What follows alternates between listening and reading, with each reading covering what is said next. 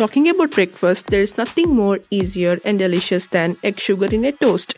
Today, I'm gonna show you how to make a bread toast in a simple and delicious way. Now, let's get started.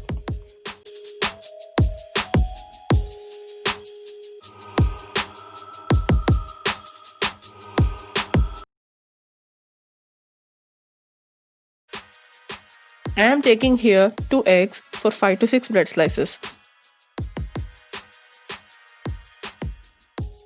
Now beat them with fork. Add 4 teaspoons of sugar, 1/4 cup of milk and mix well.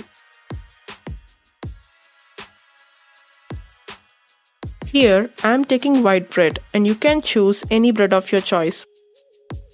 Take a pan, add 2 teaspoons of ghee. Spread this ghee around and heat it on low flame. Now dip a bread in mixture from both sides and place it on pan. Allow the bread to stay about half a minute and flip it. Once the color is golden brown on both sides, take the bread off.